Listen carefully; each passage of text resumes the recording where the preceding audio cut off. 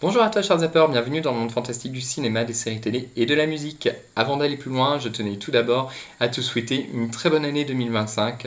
Prends soin de tes proches, prends soin de toi, profite d'eux, demain n'est promis à personne, donc il faut vivre cette vie à fond. Et d'ailleurs, en parlant de promis à personne pour le lendemain, on va ouvrir le Zappa Show numéro 27 et revenir sur le film L'amour au présent. Donc si ça t'intéresse, ne zappe pas. Avant d'aller plus loin, n'hésite pas à liker, commenter, partager et t'abonner à ma chaîne, ça fait toujours du bien. L'amour au présent est un film qui est sorti donc, le 1er janvier 2025. Voilà, on démarre plutôt bien l'année. C'est un film qui a été réalisé par John Crowley, à qui l'on doit le film Le Chardonneret. Je sais pas si tu connais. Après, si tu ne l'as pas vu, tu n'as pas loupé grand-chose. Et il a également réalisé, entre autres, les épisodes 5, 6, 7 et 8 de la saison 2 de True Detective, qui est une série que je trouve plutôt sympa. Même si la saison 2 était un petit peu en dessous de la 1, en tout cas, c'était plutôt bien. Donc dans L'amour au présent, en fait, on suit l'histoire de Almut. Donc voilà, c'est une chef cuistot qui est interprétée par Florence Pouf, je sais pas comment on dit. Voilà, tu pourras me le dire peut-être en commentaire, ça se dit Poug ou Pouf à la fin. Elle est apparue dans Dune 2 et Oppenheimer. Et donc, le chemin d'Almut va croiser celui de Tobias, qui est campé ici par Andrew Garfield, que tu as pu voir dans Tu ne tueras point, dont j'ai parlé juste ici.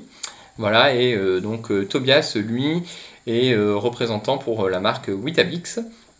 Et donc, en fait, ce film va nous raconter en fait leur histoire, de leur rencontre accidentelle à leur fin de relation. Voilà. Ensemble, ils vont avoir une petite fille, et puis Almut va découvrir que elle a un cancer en fait des ovaires. Elle va d'abord affronter cette maladie une première fois, elle va être en rémission, et puis il va y avoir une rechute. Voilà, puis je t'en dis pas plus, parce qu'après, il faut quand même découvrir le film par soi-même.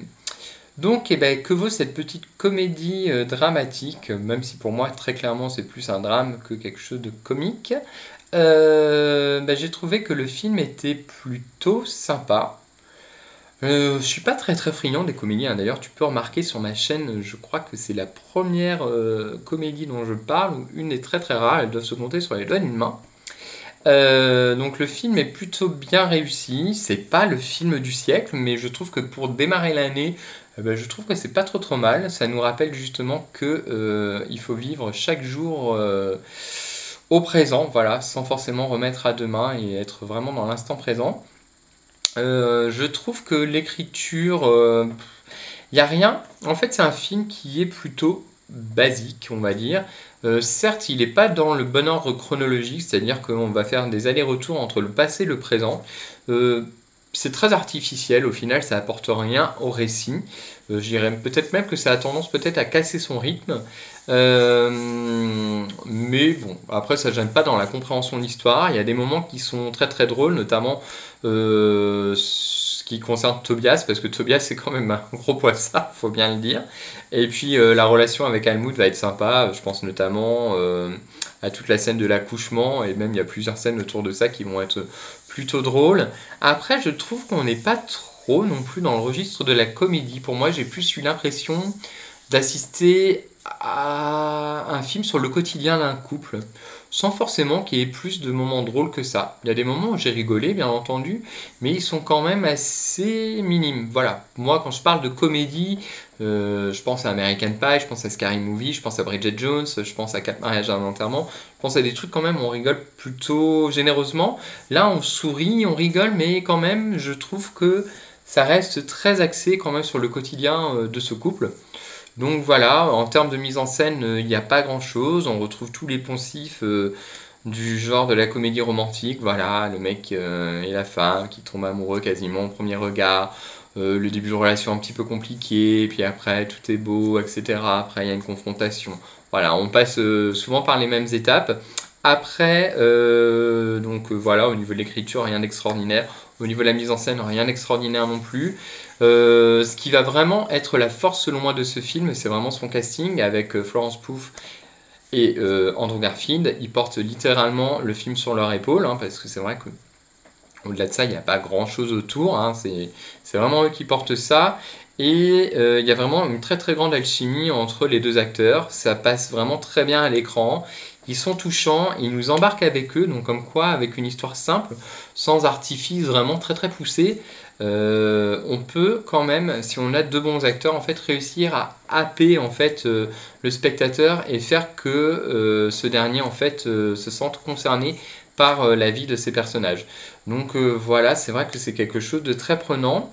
Andrew Garfield n'a pas forcément beaucoup de lignes de dialogue, mais en fait, on se rend vraiment compte qu'il n'a pas besoin de grand chose. En fait, il communique beaucoup de choses par son visage. Et j'ai été assez surpris parce que pendant tout le film, en fait, j'ai l'impression qu'il a les yeux qui brillent comme s'il allait pleurer, quoi.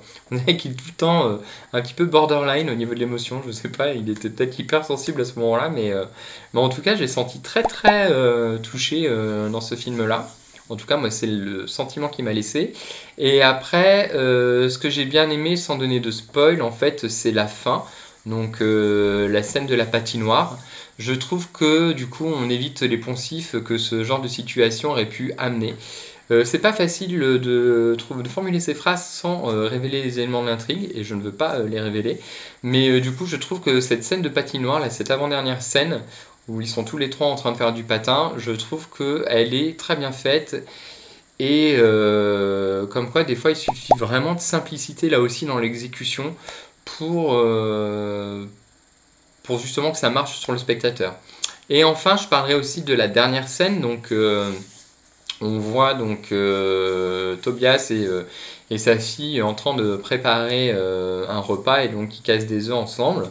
Et j'ai trouvé que dans la mise en scène, c'est extrêmement simple. Pareil, pas d'artifice non plus, hein, c'est vraiment ce qualifie le film de manière générale sur l'ensemble, mais il y avait beaucoup d'émotions dans cette transmission et puis dans le regard d'Andrew Garfield, il y a vraiment cette retenue, enfin, il y a ce lien qui est là pour sa fille et en même temps tout ce qu'il a vécu avec Helmut qui est présent et ça se ressent sur son visage, dans ses yeux, etc. Et c'est vraiment très très touchant. Moi j'ai vraiment eu la gorge serrée à des moments. J'ai pas pleuré, mais mon conjoint lui a craqué. Il a versé sa larmichette, mais voilà, c'est un film qui est très sympa. Alors, on n'est pas sur le film du siècle, hein, je dirais pas que c'est un chef-d'œuvre. On est sur un film voilà, qui vaut 13,5, je pense, sur 20. Mais je te le conseille, voilà, si tu veux passer un moment sympa devant un film simple, voilà, bah, tu peux regarder L'amour au présent. Je pense que ça te conviendra parfaitement. Et puis, c'est vrai qu'il y a franchement, les moments enceinte et tout ça, avec le moment de l'accouchement, mais c'est juste hilarant. Et puis il y a aussi le moment justement où ils descendent une première fois les marches pour se rendre à la clinique, etc. avec l'histoire des voitures. C'est juste ça aussi très très drôle, surtout quand on connaît l'issue. Donc voilà, je te conseille fortement d'aller voir L'amour au présent. C'est un bon film avec lequel commencer ce début d'année. Donc si tu as aimé cette vidéo, ben, n'hésite pas à liker, commenter et partager. Tu peux me dire ce que tu as pensé du film si jamais tu as été le voir au cinéma. J'espère que Andrew Garfield remportera une statuette parce qu'ils sont tous les deux nommés aux Oscars 2025. Donc voilà, je trouve que pourquoi pas, ils livrent de belles performances, donc je trouve que ça pourrait être intéressant pour eux de remporter un trophée, d'autant qu'Andrew Garfield a une très très belle filmographie derrière lui. Donc même si c'est pas pour ce film-là, je trouve que ça serait mérité pour tout ce qu'il a déjà fait au préalable. Et puis ben, on se donne rendez-vous pour un prochain numéro, je pense vers le milieu du mois. On reviendra avec un autre Zappa Show puisque j'irai au cinéma. Je te dis à très bientôt. Bye.